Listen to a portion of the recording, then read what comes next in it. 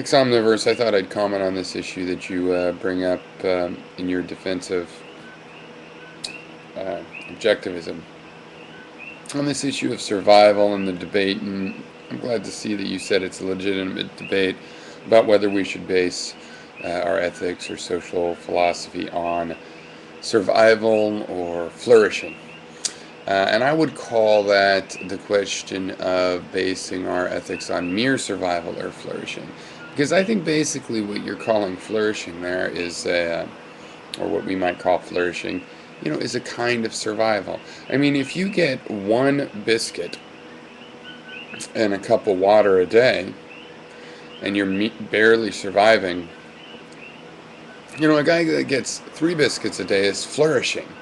And it's relative, and you need relative concepts in order to measure things, in order to figure out positions, to take any kind of measurement, which is a part of your rationality, right? Whereas rationality is comparing measurements.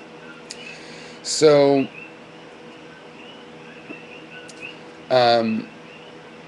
you'll not really find that you ever get a kind of flourishing that isn't related to survival in this way. Like, would you call some kind of some kind of activity which was a detriment to your survival, would you call that flourishing?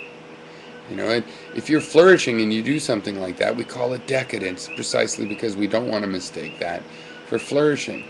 To have an overabundance of a healthy kind of joy is really just to have an overabundance of survival. These securities and luxuries, a comfortable bed gives you a feeling of distance from, sleeping in the street.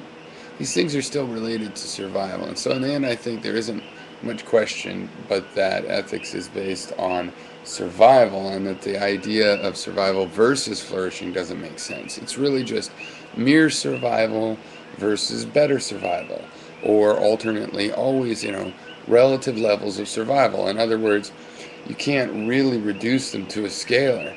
You have to compare them. This kind of survival versus that kind of survival.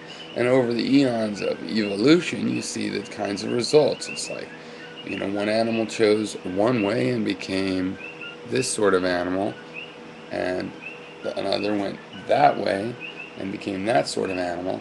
And which was better, we can judge, we can have an opinion. I think that the eagle made a better choice than the tick. But we can't think that the tick wouldn't disagree, because the tick made that choice. At least, in this, sense of using bioevolution as a metaphor for choice. Okay, I don't mean literally. But if you take it as if it's a choice, you see what I'm saying.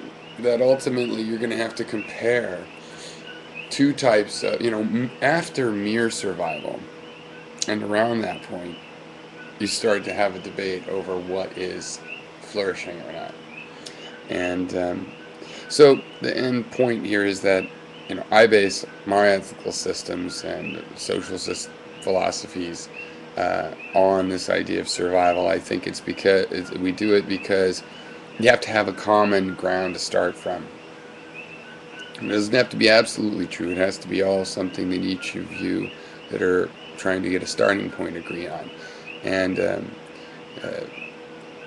that I want you to respect my survival and I will respect your survival needs is one of them. And I think that includes flourishing, because I think that's an aspect of survival.